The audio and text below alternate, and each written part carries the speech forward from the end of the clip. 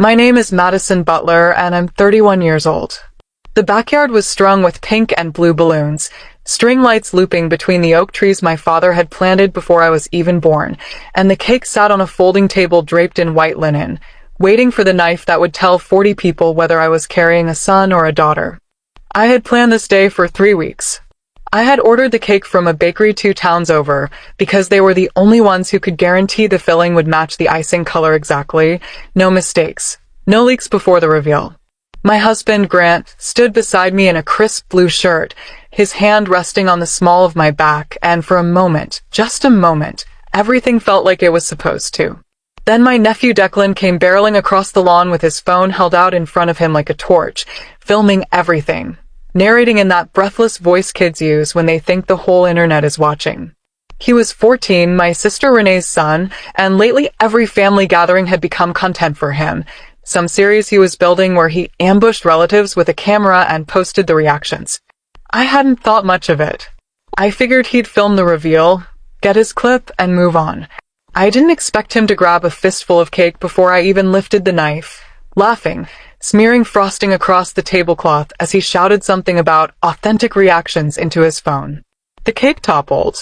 The inside, the carefully guarded blue filling that was supposed to answer 6 months of guessing, spilled out across the white linen in front of everyone, and Declan just kept filming, kept laughing, zooming in on my face as I stood there frozen, my hands still hovering where the knife should have been. I turned to Renee, waiting for her to do something, to pull him back, to apologize, anything. Instead, she was laughing too, wiping a tear from her eye, and when I asked her what was so funny, she waved a hand at me like I was the unreasonable one. "Relax, it's content," she said, like the ruin in front of me was a punchline instead of the moment I'd been holding on to for weeks. I didn't argue with her. I didn't have it in me to argue in front of 40 guests, not with my hands trembling and my due date circled in red on a calendar back home. Instead, I walked over to Declan and asked, as calmly as I could manage, if I could see the video, just to see how bad it was, just to understand what he'd captured. He shrugged and handed the phone over without much resistance, already bored, already scrolling in his head toward the next clip he wanted to film. I meant to delete it. That was the only thing on my mind, scrubbing the footage before it could end up online, before strangers could laugh at the wreckage of my cake and my face crumbling in real time. My thumb hovered over the trash icon, but something made me pause first and actually watch the last few seconds, the part after the cake had already fallen, the part where Declan had kept the camera rolling instead of cutting it off. The angle had drifted while he laughed, tilting past the gift table stacked with wrapped boxes and gift bags, and for a second, just a second, the frame caught movement in the background that had nothing to do with cake or balloons. I rewound it. My stomach tightened before my mind even understood why. There, half hidden behind the pile of presents, was something that didn't belong at a gender reveal party, something that made the noise of the backyard fall away until all I could hear was my own pulse. I watched it twice more, my hands gripping the phone so hard my knuckles went pale, making sure I wasn't imagining it, making sure the sun and the shadows weren't playing tricks on me. They weren't. What I was looking at was real, and it changed the shape of the entire afternoon in an instant. Without saying a word to Renee, without even looking up at the guests still murmuring about the ruined cake, I forwarded the clip to Grant. I didn't caption it. I didn't explain. I just sent it and stood there, gripping Declan's phone like it might disappear if I let go, waiting to see what my husband would do with what I had just handed him. 10 seconds later, my phone buzzed in my back pocket. Grant was calling. I answered it before the second ring finished, and his voice came through low and fast, none of the calm I was used to hearing from him, none of the patience.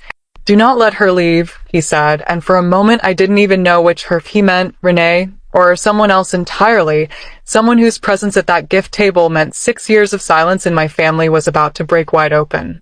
Grant's voice on the phone was clipped, urgent, nothing like the man who usually laughed off small disasters. "Do not let her leave," he said again, and I finally understood he wasn't talking about Renee at all. He was talking about the woman standing just behind the gift table, half turned away from the party, the one the camera had caught for barely 2 seconds before Declan's laughing had drowned everything else out. My eyes found her again across the yard. Her name was Whitney, My sister-in-law's cousin, someone who showed up to family events often enough that nobody ever questioned her presence, someone I'd hugged hello an hour earlier without a second thought. I asked Grant what he meant, my voice low, so the guests nearby wouldn't hear the panic creeping into it. He told me to just keep her there, to act normal, and that he was already in the car. I didn't understand why my husband, calm to a fault, steady through every hard year of our marriage, was suddenly driving across town with his voice shaking. So I did the only thing I could do. I walked back toward the gift table, smiling at guests who offered sympathy about the cake, accepting Renee's half-hearted apology with a nod I didn't mean, and I watched Whitney out of the corner of my eye as she lingered near the presents, checking her phone, glancing toward the driveway every few minutes like she was waiting for the right moment to slip away. Grant arrived 11 minutes later. He didn't come through the front, he came around the side gate, and the moment Whitney saw him, her face went the color of the tablecloth still stained blue from the cake. He walked straight past me, straight past Renee, straight up to the gift table, and reached into the gap between two wrapped boxes where the video had shown Whitney tucking something small and silver only minutes before. His hand came back holding a USB drive, plain, unlabeled, the kind you'd buy in a 3-pack from any drugstore. The backyard had gone quiet in that particular way a crowd goes quiet when it senses something it isn't supposed to be watching. Grant held it up and asked her, calmly now, too calmly, how long she'd been passing files to my father's old business partner. Whitney didn't answer. She didn't have to. Her silence answered for her, and Renee's face beside me shifted from confusion to something closer to dread, because apparently she already knew exactly what those files were. 6 years earlier, my father's small construction company had folded overnight. The official story, a downturn in contracts, bad timing, bad luck. I had grieved that loss quietly, the way you grieve something you don't fully understand. Watching my father age a decade in a single year, watching him stop talking about work altogether until the day he passed. What Grant had been quietly investigating for the past 4 months, ever since a strange call from an old accountant, was whether that collapse had actually been luck at all, or whether someone inside the family had been feeding financial records to a competitor long before the company ever failed. Whitney finally spoke, her voice small against 40 pairs of eyes. She said she'd only been asked to hold on to the drive today, to pass it along quietly at the party where no one would think twice about two people talking near a gift table, and that she didn't know exactly what was on it, only that it was important to someone who used to work with my father. Grant asked her who that someone was, and when she said the name, I felt the ground shift under the balloons and the string lights and the ruined cake, because it was a name I had heard at our dinner table my entire childhood, a man my father had once called his closest friend. Renee grabbed my arm, apologizing now in a voice that had lost all its earlier laughter, insisting she hadn't known, that she'd only let Whitney come today as a favor, that she never imagined this was why.